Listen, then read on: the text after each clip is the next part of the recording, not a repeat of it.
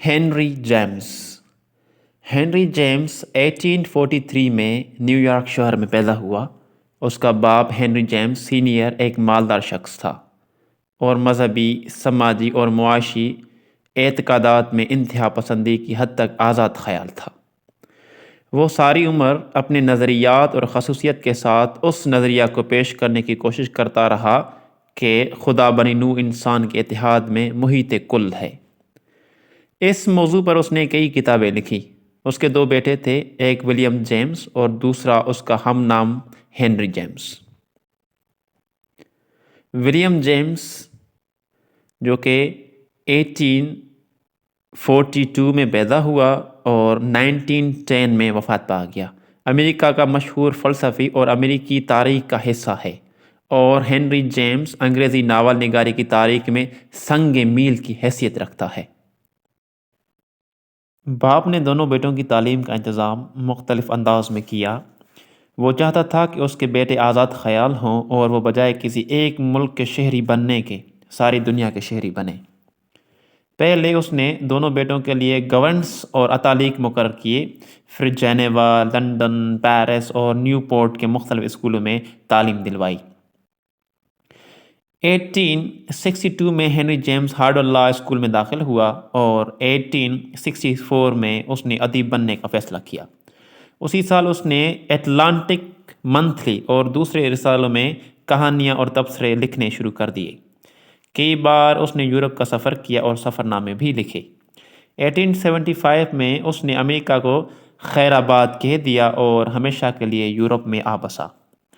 Paris میں ترگنیف، فلائبر اور Maupassant سے اس کے گہرے مراسم قائم ہوئے۔ 1 سال بعد وہ لندن چلا گیا اور یہیں رہنے لگا۔ لندن میں اس کی ناول نگاری کا باقاعدہ آغاز ہوتا ہے۔ یہاں اس نے Roderick Hudson 1876، the American 1877، Daisy Miller 1879، Washington Square 1881، portrait of a lady 1881 اور بہت سے افسانے اور تنقیدی مضامین لکھے۔ ان سب ناولوں اور تخلیقات سے ہنری جیمز کی شہرت دور دور تک پھیل گئی۔ ہنری جیمز کے ناولوں کی خصوصیت یہ ہے کہ وہ ان میں زندگی کا گہرا مطالعہ پیش کرتا ہے۔ وہ ناولوں میں کردار کے عمل سے زیادہ کردار کے رد عمل کو پیش کرتا ہے۔ نفسیاتی حقیقت نگاری میں وہ سب کا پیش رو ہے۔ ناول کی تکنیک میں بھی اس نے نئے اور کامیاب تجربے کیے۔ 1889 سے لے کر 1895 تک وہ تھیٹر کے لیے لکھتا رہا۔ 1895 میں وہ لندن سے سسیکس چلا آیا اور زیادہ توجہ اور خاموشی سے اپنے کام میں مصروف ہو گیا۔ یہاں اس نے اپنے بہترین ناول تخلیق کیے۔ 1904 سے لے کر 1905 میں وہ امریکہ گیا اور وہاں سے واپسی پر اس نے دی امریکن سین 1907 تصنیف کیا۔ انگلستان واپس آ کر اس نے اپنی ساری تصانیف پر نظر ثانی کا کام شروع کیا۔ اس کا منصوبہ یہ تھا کہ وہ ہر تصنیف پر ایک مقدمہ لکھے گا اور ان کے نئے ایڈیشن شائع کرے گا۔ جتنے مقدمات اس نے اپنی تصانیف پر لکھے ان کے بارے میں عزرا پاؤنڈ، جو کہ بہترین شاعر بھی ہے، اس کا خیال یہ ہے کہ ہنری جیمز کی یہ تحریریں انگریزی زبان میں ناول نگاری پر عظیم تنقیدی مقالات کی حیثیت رکھتی ہیں، لیکن ابھی وہ یہ کام کر ہی رہا تھا کہ پہلی جنگ عظیم شروع ہو گئی اور اس کا یہ منصوبہ ادھورا رہ گیا۔ 1915 میں اسے برطانوی شہریت مل گئی اور 1916 کی فروری میں جب موسم بہار کے آنے میں تھوڑی سے ہی دیر تھی یا تھوڑی سے ہی دن باقی تھے، وہ وفات پا گیا۔ انگریزی میں ناول کی تنقید بہت بعد میں شروع ہوئی۔ 19ویں صدی کے آخر تک تنقید کا موضوع زیادہ تر شاعری ہی رہی، لیکن 19ویں صدی کے آخری 20 سال میں جب ناول نے شاعری کے برابر مقام حاصل کرنے کی کوشش کی تو ناول بھی تنقید کا موضوع بننے لگی۔ ناول پر تنقید کی ابتدا ویسے تو 18ویں صدی میں ہو گئی تھی۔ فیلڈنگ صرف ناول کا موجد ہی نہیں بلکہ جوزف اینڈریوز کا دیباچہ اور پھر ٹام جونز کے 18 حصوں پر اس کے دیباچے تنقید کی بنیاد کہے جا سکتے ہیں۔ جوزف اینڈریوز کے دیباچہ میں فیلڈنگ ناول کو نثر میں تربیہ ایپک یعنی کہ کامک ایپک پوئم ان پروز کا نام دیتا ہے اور لکھتا ہے کہ یہ صنف ان معنی میں کامیڈی ہے کہ اس میں معمولی اور عام زندگی کو موضوع بنایا جاتا ہے۔ فیلڈنگ کے بعد سے ناول کا مقابلہ تاریخ، کامیڈی اور ایپک سے کیا جانے لگا۔ فیلڈنگ کے بعد والٹر بیسنٹ، رابرٹ لوئی اسٹیونسن اور ہنری جیمز نے ناول کو الگ صنف قرار دے کر اس کے الگ اصول واضح کرنے کی کوشش کی۔ ان مضامین میں سب سے اہم مضمون ہنری جیمز کا آرٹ آف فکشن ہے۔ فکشن کا فن میں ہنری جیمز ناول کے الگ جمالیاتی اصولوں کو تعین کرتا ہے۔ جیمز نے فرانس اور انگلستان کی ناول نگاری کا گہرا مطالعہ کیا تھا اور اس مطالعے سے اس نے جو اصول اخذ کیے ہیں ان پر نہ صرف خود عمل پیرا ہوا بلکہ انہیں اپنے معاصرین اور نئی نسلوں تک پہنچانے کی بھی کوشش کی۔ فکشن کا فن کے مطابق نئے ناول نگار ہیں، اس نے 3 اصول قائم کیے ہیں۔ نمبر 1، ناول نگار کے لیے ضروری ہے کہ اس میں گہری انسانی ہمدردی، لطافت کا احساس اور تنوع ہو۔ نمبر 2، ناول نگار کے لیے ضروری ہے کہ وہ زندگی سے قریب رہے اور اپنے زندہ تجربوں کو ناول میں پیش کرے۔ نمبر 3، ناول نگار کو اس بات کا علم ہونا چاہیے کہ فنکار کا ذہن اپنے تجربے سے حاصل کیے ہوئے مواد کو ایک مخصوص ہیت اور زبان کے ذریعے پیش کرتا ہے۔ اسی ذریعے سے وہ تاثر پیدا ہوتا ہے جو فن کو فن بناتا ہے۔ ہنری جیمز نے ان اصولوں کی وضاحت فکشن کا فن میں کی ہے جس کے بارے میں ہم مزید آگے چل کر بات کریں گے۔ ہنری جیمز ناول کی آزادی اور زندگی کی ترجمانی پر بہت زور دیتا ہے اور کہتا ہے کہ ناول نگار کو ہر نقطۂ نظر پیش کرنے کی آزادی ہے۔ اس کا کام یہ ہے کہ وہ زندگی کی صحیح اور پوری صحت کے ساتھ ترجمانی کرے۔ ناول میں جس حد تک لوگ زندگی کی دھڑکتی نبض کو محسوس کریں گے اسی حد تک وہ اس فن کو بھی محسوس کریں گے جو زندگی سے قریب اور وابستہ ہے۔ ناول نگار کا فرض ہے کہ وہ انسانی عمل کو ہوشیاری سے جائزہ لے اور حالات، اخلاق و کردار کو فن کا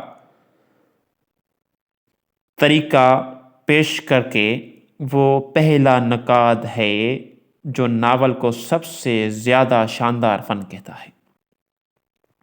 اسی مضمون میں وہ ایک جگہ لکھتا ہے کہ مجھے یہ تسلیم ہے کہ اچھے ناول برے ناولوں کی کثرت سے دب گئے ہیں اور اسی بھیڑ کی وجہ سے ناول ہی ہمارے نظر سے گر جاتا ہے، لیکن یہ بات اچھے ناول کے خلاف نہیں جاتی۔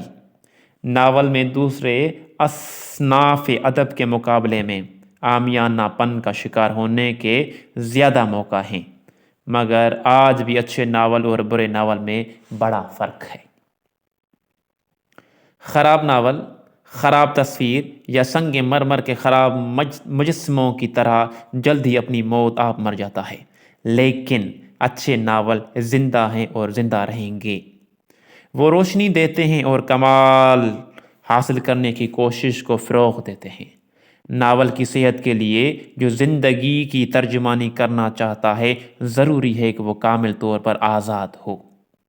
وہ عمل سے زندہ رہتا ہے اور عمل کے معنی آزادی کے ہیں، لیکن پہلی شرط جو ہم ناول پر عائد کر سکتے ہیں یہ ہے کہ اسے فنی اصولوں کو پورے طور پر برتتے ہوئے دلچسپ ہونا چاہیے۔ وہ طریقے جن سے ناول آزادی کے ساتھ دلچسپ ہو سکتا ہے انسانوں کے مزاج کی طرح لاتعداد ہیں۔ ہنری جیمز لکھتا ہے کہ آپ اس وقت تک اچھا ناول نہیں لکھ سکتے جب تک آپ میں حقیقت کا شعور نہ ہو، مگر اس شعور کو پیدا کرنے کا کوئی نسخہ تجویز کرنا مشکل ہے۔ انسان بے پناہ ہے اور حقیقت کی بھی رنگا رنگ صورتیں ہیں۔ ہر شخص کو اپنے تجربے سے لکھنا چاہیے، لیکن سوال یہ پیدا ہوتا ہے کہ تجربہ کس قسم کا ہونا چاہیے اور وہ تجربہ کہاں سے شروع اور کہاں ختم ہو، تجربہ کبھی محدود نہیں ہوتا اور نہ کبھی مکمل ہوتا ہے، یہ بات واضح رہے۔ وہ ایک نہایت وسیع اور بے انتہا ادراک کا نام ہے، ایک قسم کا بہت بڑا مکڑی کا جالا جو حد سے زیادہ مہین ریشمین دھاگوں سے بنا ہوتا ہے۔ یہ جالے شعور کے کمرے میں لٹکے ہوتے ہیں اور ہوا میں معلق ہر ذرے کو اپنے جال میں پھانس لیتے ہیں۔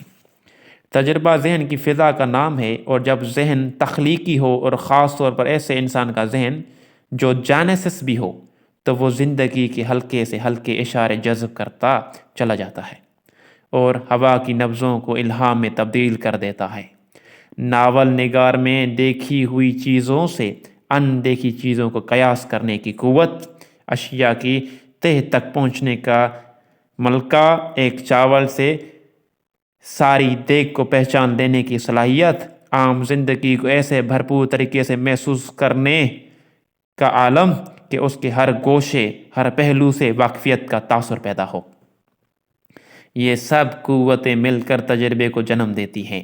اکثر انتہائی دلچسپ تجربے عام چیزوں کو گود میں چھپے بیٹھے ہوتے ہیں۔ وہ یہ بھی کہتا ہے کہ ناول نگار کے لیے ضروری ہے کہ وہ ناول میں حقیقت کی فضا کو قائم رکھے۔ ناول ایک زندہ چیز ہے، یہ بات واضح رہے۔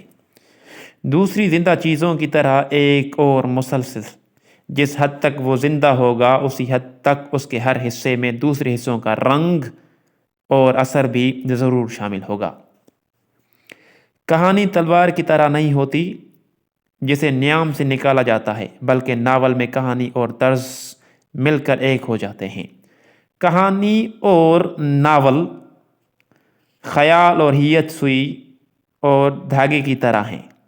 میں نے کسی درزی کو یہ کہتے نہیں سنا کہ سوئی کو بغیر دھاگے کے یا دھاگے کو بغیر سوئی کے استعمال کیا جائے۔ نوجوانوں کو مخاطب کر کے وہ کہتا ہے کہ کوئی اچھا ناول سطحی دماغ کی کاوش سے وجود میں نہیں آ سکتا، فنکار کو مخلص ہونا چاہیے۔ آزادی بڑی شاندار چیز ہے۔ جوان ناول نگار کا پہلا سبق یہ ہے کہ وہ آزادی کا اہل ہو۔ تمام زندگی اس کا ورثہ ہے۔ اس کی بات مت سنو جو تمہیں زندگی کے ایک گوشے میں بند کر دینا چاہتا ہے۔ زندگی کا کوئی تاثر دیکھنے اور محسوس کرنے کا کوئی ایسا طریقہ نہیں ہے جس کے لیے ناول میں جگہ نہ ہو۔ آج تک کے لیے اتنا ہی، بہت شکریہ۔